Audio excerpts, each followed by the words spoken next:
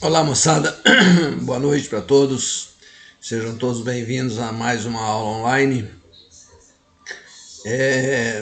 Fazer um alerta, minha gente, as pessoas parece que ainda não tomaram consciência dos riscos que correm em estar em aglomerações. Nossos casos em Pereira Barreto estão aumentando muito, né? Todo dia mais 10, 12, 15 suspeitos. E você sai pra rua, as pessoas vão pra rua às vezes para nada, entendeu? Só saia quando for absolutamente imprescindível, absolutamente necessário. Não vá a família toda ao supermercado, não tem necessidade disso. Isso vai passar, mas vai passar mais rápido e com menos danos se a gente tiver essa consciência. Tá bom? Vamos lá um pouco falar sobre legislação ambiental. A gente já falou bastante sobre meio ambiente, né? E agora vamos falar um pouco sobre legislação. O Brasil tem uma legislação ambiental muito ampla, viu? Mas o que define o conceito de legislação ambiental é o conjunto de normas jurídicas que se destinam a disciplinar a atividade humana para torná-la compatível com a proteção ao meio ambiente. Ou seja, são normas que disciplinam, dizem aquilo que pode e o que não pode a atividade humana fazer para que ela seja compatível com a proteção ao meio ambiente, para que o meio ambiente seja preservado. A nossa legislação ambiental ela pode estar em 3 esferas: na esfera municipal, na esfera estadual e na esfera federal. Que acontece? A legislação nossa e a nossa Constituição prevê algumas situações em que só a União pode legislar sobre isso. É quando a legislação é privativa. Então, na Constituição, quando diz que é privativo da União legislar sobre tal tema, só a União que pode fazer lei sobre aquilo. Em outros casos, a legislação é concorrente, ou seja, tanto pode a União, como pode o Estado, como pode o município, desde que a legislação municipal não ofenda a legislação estadual e nem a federal, tá certo? E fundamentalmente que nenhuma delas contraria os dispositivos que estão na Constituição Federal, certo? Bom, a nossa a nossa eu reputo que ser a grande lei ambiental é a Lei 6938 de 81, que dispôs sobre a Política Nacional de Meio Ambiente. Ela é que determinou como ia ser a Política Nacional de Meio Ambiente. E o artigo 1º dessa lei diz o seguinte, ó: esta lei, com fundamento nos incisos 6º e 7º do artigo 23 e no artigo 225 da Constituição, estabelece a Política Nacional do Meio Ambiente, seus fins e mecanismo de formulação e aplicação. Constitui o Sistema Nacional do Meio Ambiente, o SISNAMA, e institui o Cadastro de Defesa Ambiental. Não sei se vocês se lembram, mas a gente já comentou a respeito desse artigo aqui da Constituição, artigo 225, que fala que direito de todos ter um meio ambiente equilibrado e que compete ao Estado e à coletividade a sua preservação. Então, essa lei, ela estabelece qual vai ser a Política Nacional do Meio Ambiente, tá certo? E ela diz mais, ó, ela define que o poluidor, aquele que polui, é obrigado a indenizar danos ambientais que causar, independente de culpa. Se ele causou, independente dele ser culpado ou não, ele tem a obrigação de indenizar. E aí, como o Ministério Público, ele é o defensor do meio ambiente, então ele pode propor ações de responsabilidade civil por danos ao meio ambiente, impondo ao poluidor a obrigação de recuperar ou indenizar prejuízos causados. Essa lei também foi ela quem criou isso que nós já falamos, ó, o EIA-RIMA. Tá? o estudo de impacto ambiental e o relatório de impacto ambiental. Veja, essa questão da obrigação de indenizar dano ambiental, nós estamos com uma coisa recentíssima aí, né? Que foi aquele episódio da barragem de rejeito lá de Sobradinho, que matou muita gente, que fez um estrago ambiental severo, que vai ser muitos e muitos anos para que se recupere aquilo, e alguém vai ter que se responsabilizar, não é? Alguém vai ter que pagar por aquilo, não é possível. Então, a legislação está aí, vamos ver como é que as coisas vão caminhar. Olha só, a legislação ambiental brasileira é uma das mais completas do mundo.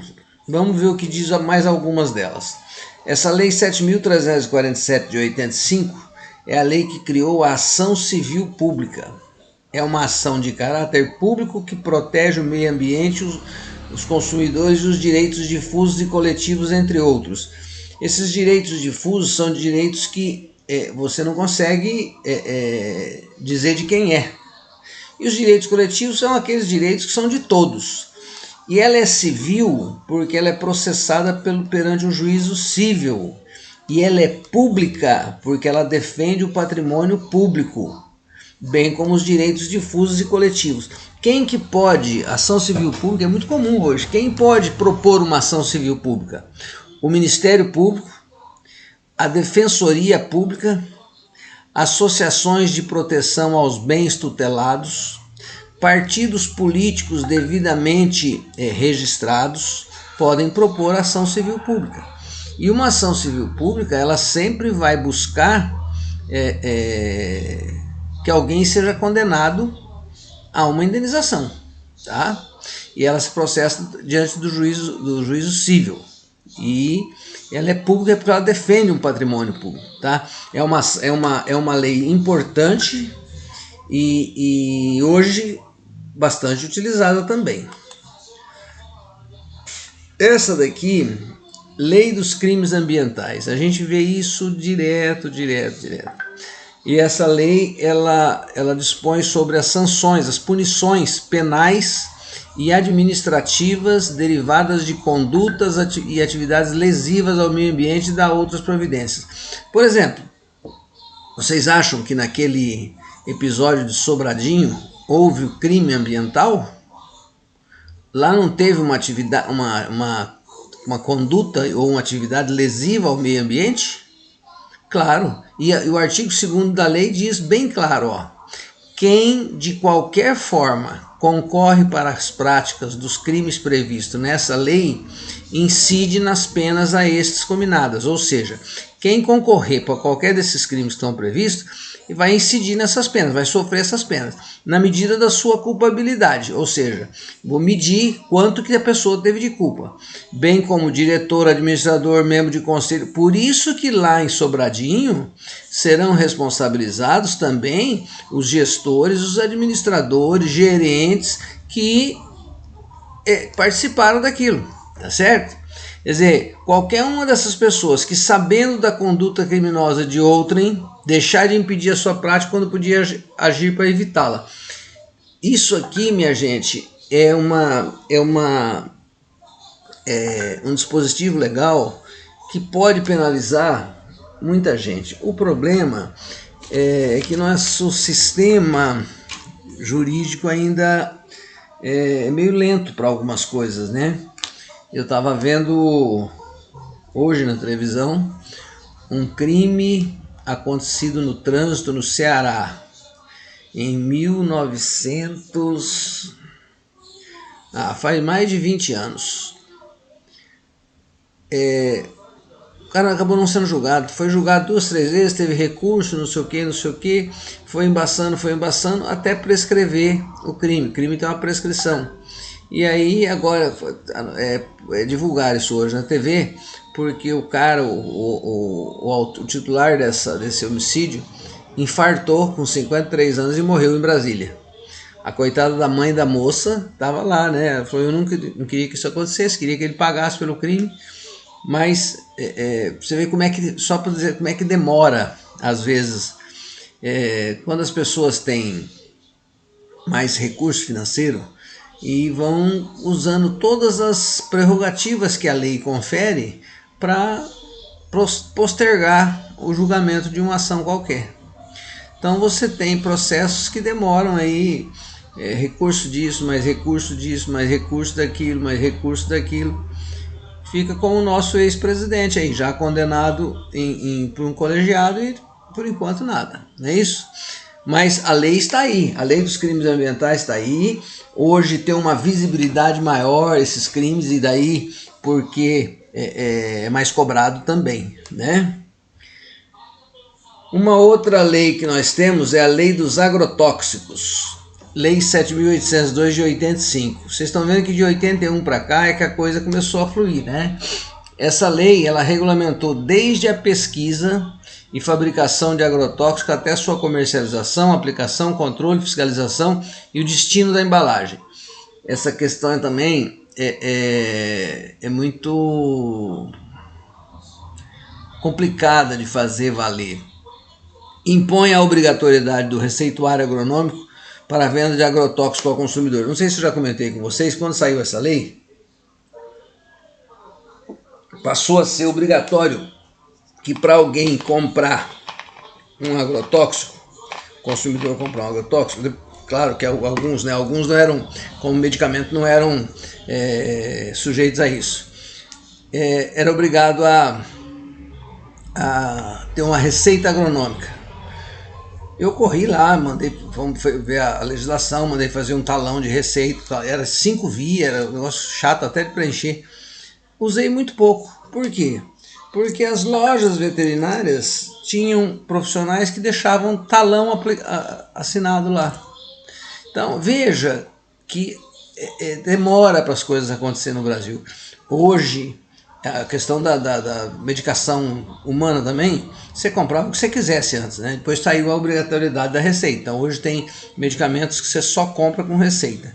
Mas não é descartada a hipótese de você ir lá e comprar, e depois o farmacêutico arruma uma receita, não sei que jeito. Mas existe a lei, ela regulamenta, melhorou muito essa questão dos agrotóxicos. Olha, não sei se vocês não lembram disso, mas foi muito comentado. Se vocês procurarem na internet, em Paulínia, teve uma fábrica de agrotóxico que matou muita gente por conta da contaminação. Depois teve um movimento lá, até hoje a coisa está rolando. Indenização e tudo mais por conta da legislação dessa lei, tá? Hoje exige-se que tenha o registro desses produtos no Ministério da Agricultura e no IBAMA, e qualquer entidade pode pedir o cancelamento desse registro, desde que prove que esse produto causa graves prejuízos à saúde humana, meio ambiente e animais. Foi o que aconteceu com essa fábrica da Shell, se não me engano, em Paulínia. Foi um estrago violento. Se vocês procurarem na internet, se alguém quiser, eu tenho uns 5, 6 artigos da época, arquivados aqui, que fala sobre todos os estragos. Tem gente, tem contaminação lá que vai ficar contaminado pro resto da vida. E já foi 79, 78, não sei. Mas é uma lei que veio para melhorar essa questão do agrotóxico. O que acontece? O Brasil, por ser um país que estava em desenvolvimento, a maioria desses fabricantes de agrotóxicos são de empresas multinacionais. Produtos que não tinham registro no país de origem, tinha aqui no Brasil. E aqui podia usar. Quando lá nos países onde eles foram originados já não podia usar. Percebe que a gente precisa melhorar muito nesse aspecto? Essa lei aqui, ela regulamentou o artigo 225. Ela instituiu o Sistema Nacional de Unidades de Conservação da Natureza. Vocês sabem que nós temos hoje no Brasil uma porção de unidades de conservação, de preservação, né? E isso foi instituído por lei. E isso foi para regulamentar esse artigo 225 que a gente já falou, que todos têm direito a um meio ambiente ecologicamente equilibrado, que é um bem de uso comum do povo e essencial à sadia qualidade de vida, impondo-se ao poder público e à coletividade o dever de defendê-lo, preservá-lo presentes e futuras gerações. Eu acho até que isso foi objeto de questionamento lá em prova, não foi não?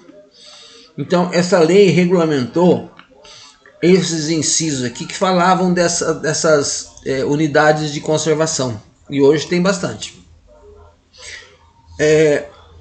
A lei dos crimes ambientais, ela abrange a 9.605, que a gente já falou aqui, ó, tá vendo? Ela abrange todos dispõe sobre sanções penais e administrativas, ou seja, quais são as punições a que estarão sujeitos quem praticar crimes contra a fauna, crimes contra a flora, crimes da poluição e outros crimes ambientais, crimes contra o ordenamento urbano e o patrimônio cultural e crimes contra a administração ambiental. Então, todos esses crimes estão sujeitos a sanções penais e administrativas previstas na Lei dos Crimes Ambientais. Novamente, aquele artigo 2º que a gente já se referiu também, que pode ser penalizado diretor, administrador, membro do conselho, auditor, gerente, entendeu? Então, precisa ter cuidado. Lei da exploração mineral. Aqui também deve ter enquadramento para o acidente lá de acidente que estava previsto, né?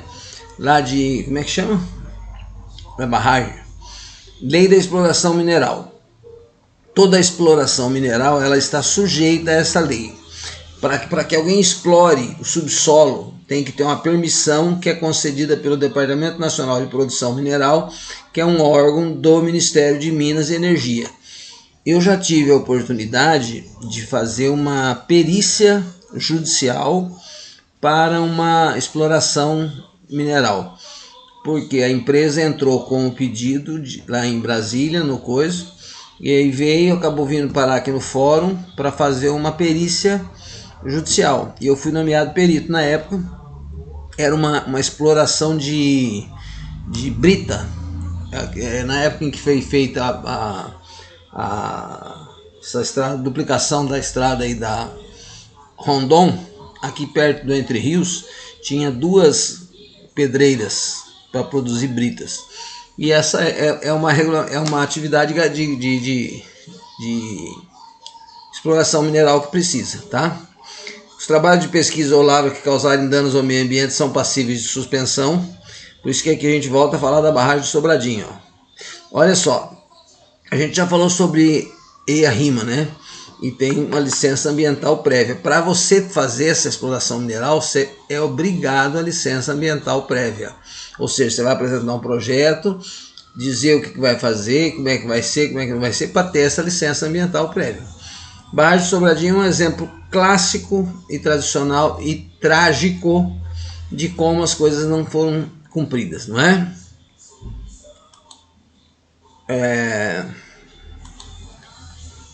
Outra lei interessante e que tem a ver com a área do agronegócio é a lei da engenharia genética. Essa lei, depois ela foi revogada e foi por essa lei aqui, vale essa aqui, 11.105 de 2005. Essa aqui era de 95. Também regulamentou alguns artigos da Constituição, que estabeleceu normas de segurança e mecanismos de fiscalização de atividades que envolvam organismos geneticamente modificados, as tais sementes transgênicas, vocês já ouviram falar?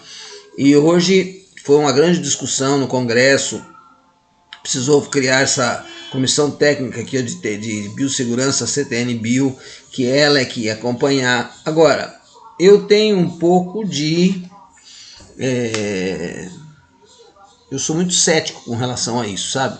Porque no Brasil nós temos um problema de querer que as coisas aconteçam rapidamente para atender aquele viés econômico, né? E nem sempre nos preocuparmos com o viés ambiental. Será que todas essas sementes geneticamente modificadas que estão sendo usadas não podem causar algum problema para os seres humanos ou para a fauna? Eu não estou mais militando na área de agricultura. Eu sou produtor rural, mas produzo cana sem ir lá. Então, mas alguém me disse que uma praga, que era a praga da lavoura de milho, que é a maritaca, não ataca milho transgênico. Por que será? Eu fico em dúvida. Por que será? Então, a gente precisa ver se nós não estamos tendo aí também, essas sementes foram modificadas geneticamente. Causa algum problema? Não sei. Bem, nós temos uma lei específica da política agrícola. Essa lei da política agrícola é a Lei 8.171 de 91, que ela fixa os fundamentos, define os objetivos e as competências institucionais, prevê de onde vão vir os recursos, estabelece as ações e instrumentos de política agrícola, das atividades agropecuárias, agroindustriais e planejamento das atividades pesqueira e florestal. O parágrafo 1 diz o seguinte: para os efeitos dessa lei, entende-se por atividade agrícola a produção, o processamento, a comercialização dos produtos derivados até o seu consumo. Veja, que então não é só restrito lá à produção. A atividade é de produção, processamento, comercialização dos produtos, subprodutos e derivados. Serviços e insumos agrícolas, pecuários, tudo isso está afeto à lei de política agrícola. Tá certo? Essa lei, ela coloca o meio ambiente como um dos seus objetivos. Isso é interessante. Ó. Na lei, um dos objetivos da lei é a questão do meio ambiente. Ela define que o poder público, federação, estados e municípios, deve disciplinar e fiscalizar o uso racional do solo, da água, da fauna e da flora. Realizar zoneamentos agroecológicos para ordenar a ocupação de diversas atividades produtivas, desenvolver programas de educação ambiental, que a gente falou disso, fomentar a produção de mudas e espécies nativas, entre outros. Veja que aqui em cima nós estamos falando de poder público das três esferas: município, estado e federação. Tá? É claro que eu já falei para vocês, tem a Constituição prevê que em algumas coisas a competência para legislar seja concorrente, seja dos três instâncias de governo, mas pode ser privativo só da União, tá? Agora, essa questão do uso racional do solo, da água, da fauna e da flora, realizar zoneamento, isso é muito importante para que a gente tenha controle sobre o que acontece, né? Então, por isso que a lei da política agrícola é importante também, tá? Porque você ter o uso racional do solo é você não degradar. Você preservando o solo, você está preservando a água. Se você tiver uma lavoura sem efetivo conservação do solo, você vai estar arrastando para os corpos d'água material mineral, que isso vai contaminar, isso vai diminuir a capacidade de armazenamento, entendeu? Eu já vi um estudo que vocês sabem que o lago de Ilha Solteira é muito maior do que o de Três Irmãos. Só que o de Três Irmãos, quando foi feito, já tinha lei para fazer o EIA-RIMA. E lá em cima não tinha.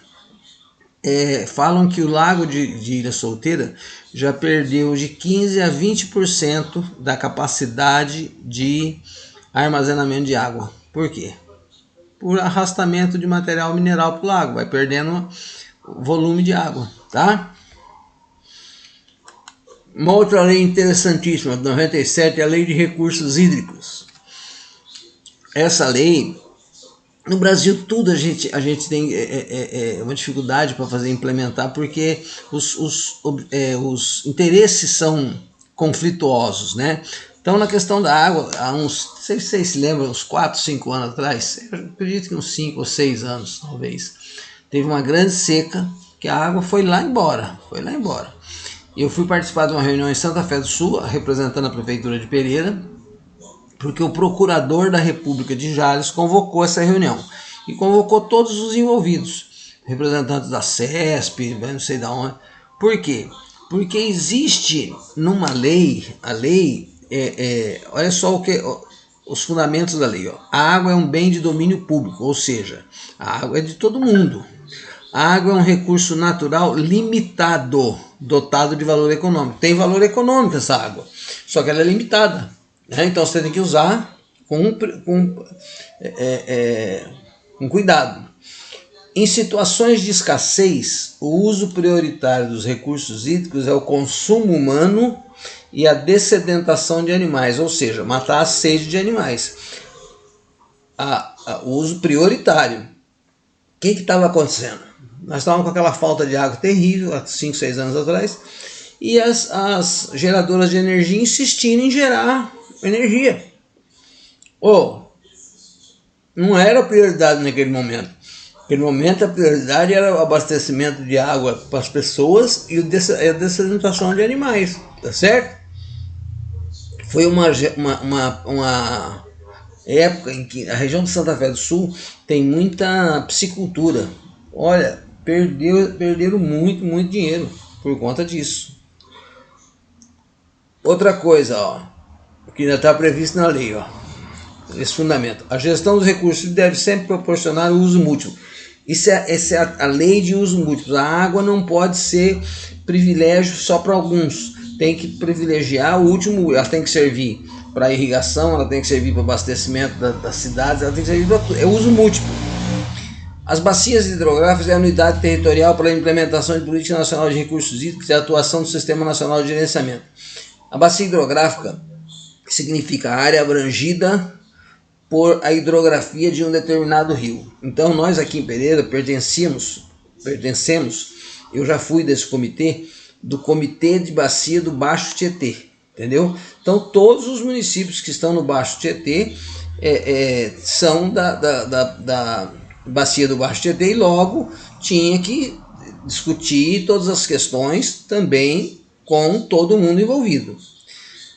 Porque é o que diz o item abaixo. A gestão dos recursos deve ser descentralizada e contar com a participação do poder público, dos usuários e das comunidades. Eu cansei de ir em reunião em Araçatuba com comunidades representadas, com associações representadas, com poder público representado, exatamente porque para discutir a questão da gestão dos recursos hídricos, tá certo? Então, essa é a lei dos recursos hídricos, que ela é muito ampla, claro, eu coloquei aqui para vocês terem alguma noção sobre isso, né? Mas é legal a gente passar a ter um pouco mais de informação sobre a legislação ambiental, aquilo que está afeto ao meio ambiente. Beleza? Um grande abraço a todos.